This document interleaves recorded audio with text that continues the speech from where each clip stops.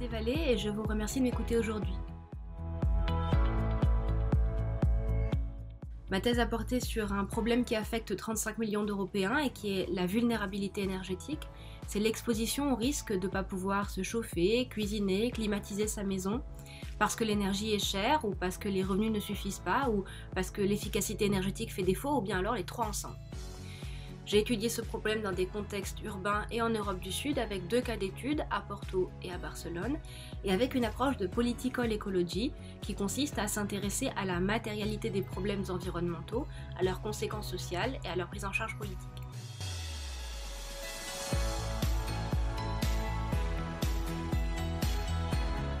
Je voudrais synthétiser ce travail en 3 résultats.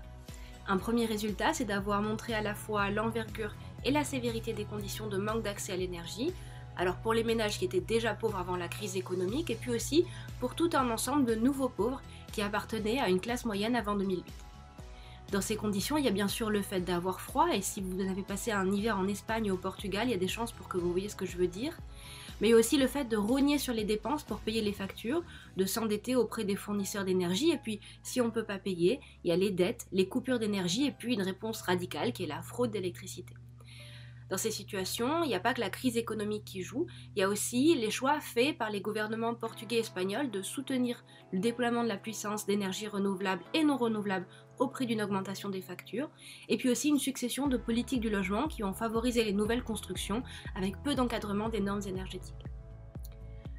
Un second résultat, c'est d'avoir montré que la pauvreté énergétique est à la fois une existence matérielle, qui sont les difficultés des ménages, et une existence politique, que c'est un problème public qui a une trajectoire dans la sphère publique.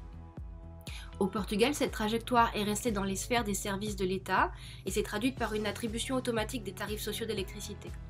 En Espagne, et en particulier en Catalogne, cette trajectoire était différente parce que le problème a été saisi par des mouvements sociaux qui ont fait du droit à l'énergie une revendication, au même titre par exemple que le droit au logement.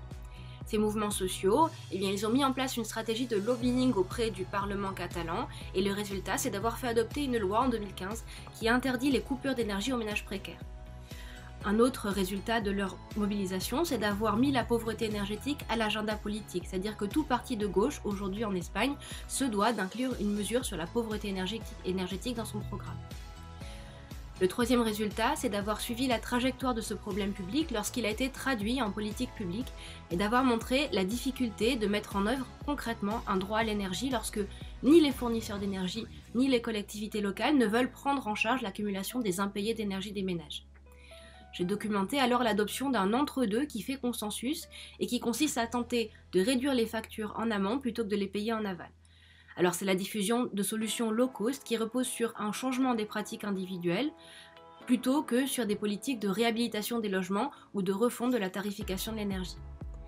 Au-delà de ces cas d'études, cette thèse a une portée plus générale qui est d'interroger les synergies et les contradictions entre les stratégies de transition énergétique vers des modèles bas carbone et des objectifs sociaux de garantie de l'accès des ménages à des services indispensables.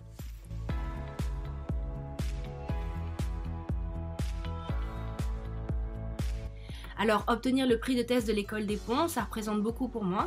D'abord parce que c'est le travail de 5 années qui ont été très intenses, mais aussi parce que c'est une distinction qui va m'aider dans la suite de ma carrière de chercheuse.